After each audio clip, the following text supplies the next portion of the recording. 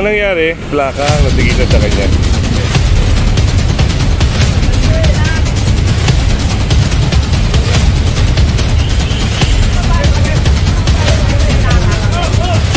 Yes, good morning mga kasama. At muli si Lidus mabalik para mag-racing at panibagong update. Ngayon, ito, merong isang naka-illegal pa, bike lane kasi ito. Pero naka-illegal park pa rin siya. So, ito, naantay lang yung driver. Kung dumating siya, titikitan siya ng illegal parking unattended. Pero pag hindi, for sure, baka ito ay may karga. Wala ko na kaya doon. Kita tumating ka. Wala ko na lang kaya doon.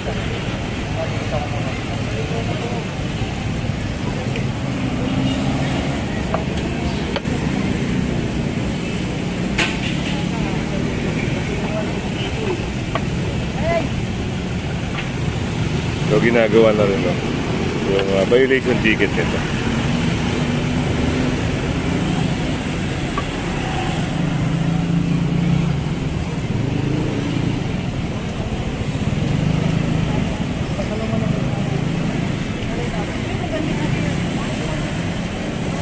Kaya kasama natin ang Team Lakay ngayong operation. So yun ang sinulatan na, no? Alaglag. Wala na yan, di naman nagagaling yan.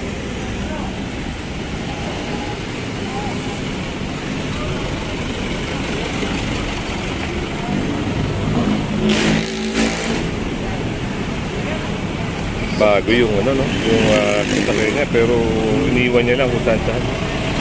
Kaya nagiging problema rito. Nag-shopping siguro may-ari niya. Nag-shopping, sir? Baka may shopping. Nag-shopping. Kasi tagal lang din na ulam. Oo, matagal nga, ano? Kakilala niyo ba, sir? Kakilala niyo? Hindi nga eh. Hindi niya kakilala. Kasi marami yun. Baka nandiyan. Customer pala nila, sir. Pag-edit, pag wala siya. Tatangkanan.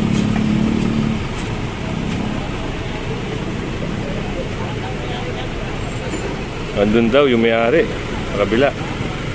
Pero ang tagal.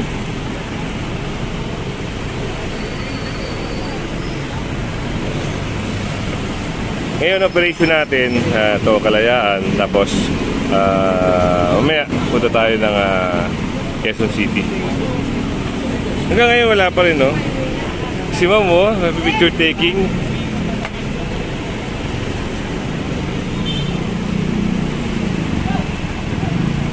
So meron din doon. Mamaya susunod tayo doon.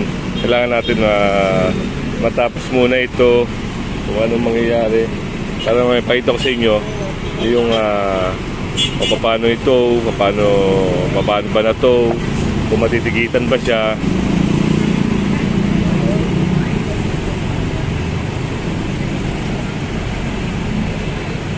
So wala pa rin.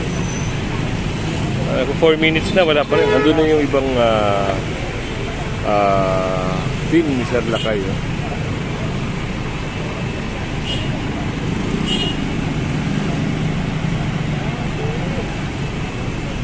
Ito yung kadalasan talagang ino-operate. Talagang every week dinadaanan to. Nung naalala nyo, nung nakaraang linggo, nandito rin tayo kasi nga madalas nireklamo kasi ito yung way papunta ng Makati, galing ng Pateros, galing ng C5, galing ng Pasig. So dito sila nagdadaan. So ito na may-ari.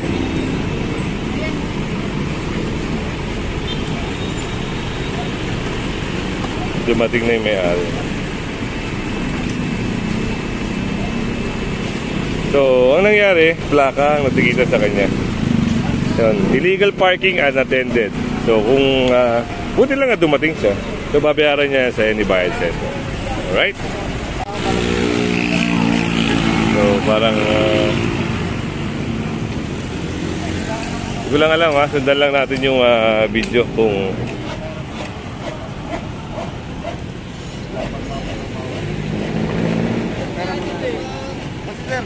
isang ano niyan, taga dyan lang naman pala kayo, dapat nilakad nyo na. Dyan lang po, hindi na nga po. Eh, kaso nakachinilas po tayo.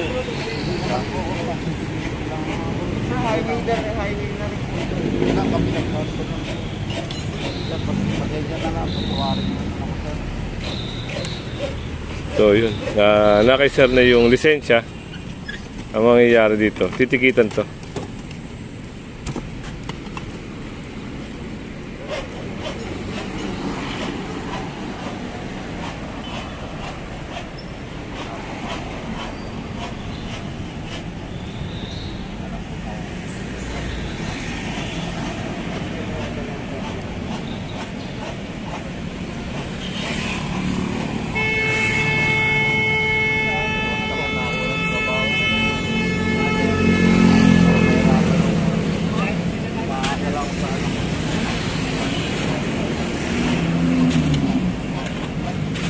So yun at mabayaran niya sa any bayad. So,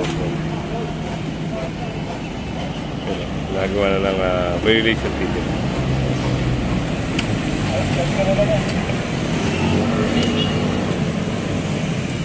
Sir, mamalik. Sabi nyo, dyan lang kayo. Dapat ilakad nyo na lang sir. Or kung malapit kayo, dapat ano kayo sa doktor, pakuha ko ng ano. Dugo. High blood diabetes po tayo. So yun na.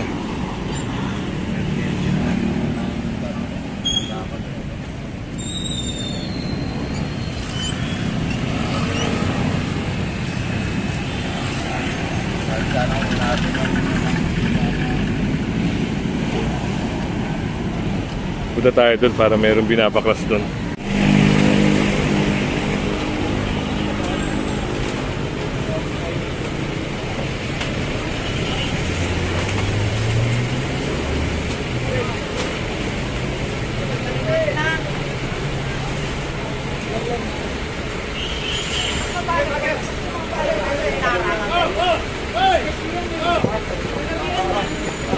Hey, nakalambre! Butter pre! Mas gusto nyo ba yung ako, papayag pa kayo, lalagay ko yung butter pre! Butter! Papayag pa kayo? Diba? Parang kanyo yan eh. Pwede mo sawayin ko lang yan. Buwan! Nasa ito, bawal ka yan.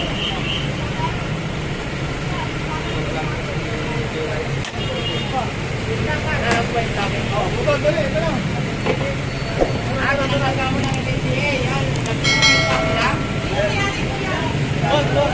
Pwede dyan. So yun na. Lagay na yan doon, nakumpiska na yan. Kasi ito, bawal. Lahat ng trapal na mga ganyan ay tinatanggal. Binabaklas sila.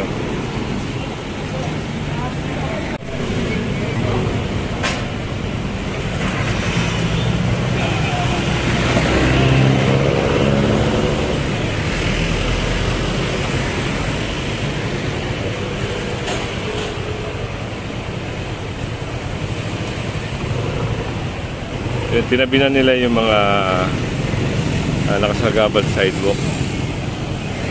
Ito, illegal parking. Bukod doon, bike lane. Throwaway zone.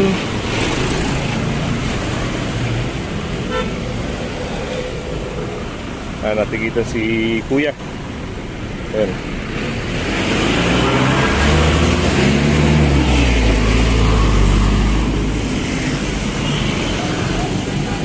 Gawa na rin ng violation ticket. Ito yung bumubungad pag halimbawa nadadaan ng operation. Yan, yung mga nakaparada sa bike lane. Yun. Tapos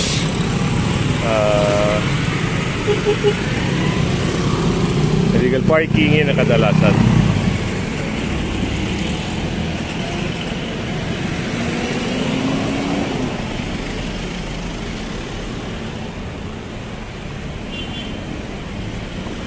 So yan, babayaran niya sa any bayad center.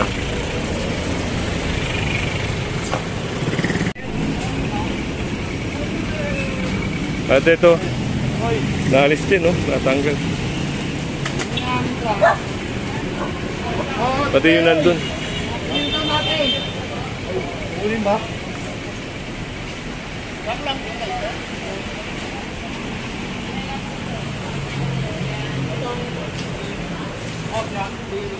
Ito, babaklasin na rin.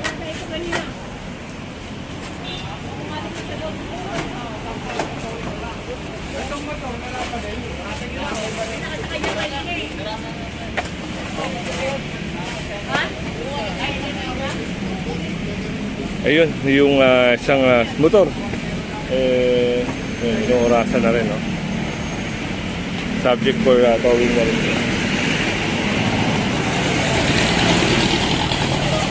Pag dumating yung driver niyan, titikitan namin siya ng illegal parking, unattended. So medyo mataas-taas din, medyo mabigat din.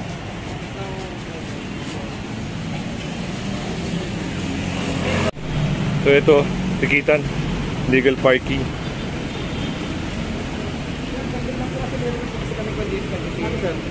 Kailan po kami ng internet lang. Sir, pwede makita sir, paano lang sir, marami pa kami gagawin po. Lisensya lang po na kinukuha namin sir. Mabasok na namin sir. Hindi nga sir, lisensya lang, tatagagan tayo. Ito, pag talagang ayaw nila ibigay yung lisensya nila, plaka. So meron namang option ang mangyayari dito. Kasi, yun, hinihiram yung lisensya para kunin yung detalye. Parang maghihintay pa raw.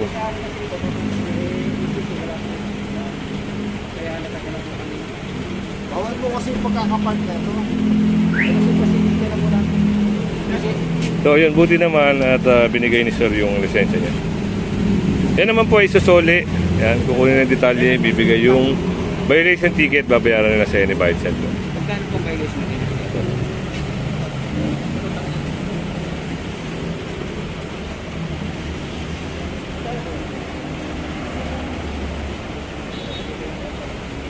Tapos po yan sir, babalik ko naman sir yung lisensya nyo, bayaran nyo na lang po sa ano? Opo, bayad center na lang. At pwede po bayad center. I-present lang nila yan, alam ng mga taga-bayad center kung magkano yung naging violation. Alam ko kasi babalik ko ano. Hindi po dyan, pwede na kasi. Tinatanong ko siya kung magkano po yung pinakamababa namin po yung job. Ito ko tatay na ako. Pwede po kasi pumunta dito na kanila. First time ko po kasi nag-drive dito sa Manila eh. Babalik ko na lang yung lisensya. So pinaliwanag din ni sir na babalik yung lisensya nila. Pasok nyo na lang dito. Kasi wala mo na alam. Hindi nyo, papasok ko na lang kami. Next time na balik namin sa dito. Pasok na lang sa namin na lang. Bawal kasi talaga dito. Nag-maintenance lang po kasi kami dito ng paray. Bayad center sir, pwede? Oo. Ayun, sinabi na yun sir. Sir, pag magkano ba yun? 1,000 sir. 1,000 ma'am. So yun, Okay na sir. doon tayo sa operation ulit, no? Ayun. Okay sir. Okay center. Hello na lang. Okay sir. Lagi kayo lisensya mo sir ha? Okay. Thank you sir. Sir, ano na? So dito sa may tapat ng sa malaking building, no? Field plants. Hindi na kasi sidewalk yung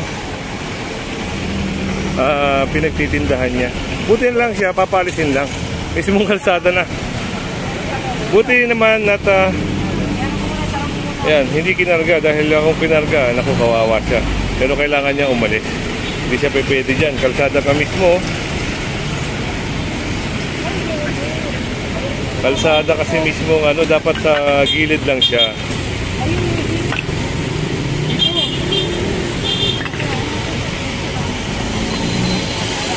Dito nagkukos ng traffic, kita nyo, dahil dito sa mga ayun, may natitinda rito.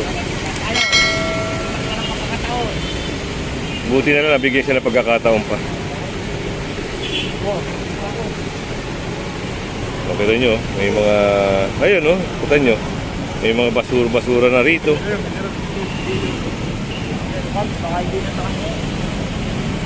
Umalis na. Ito na-clear na rin.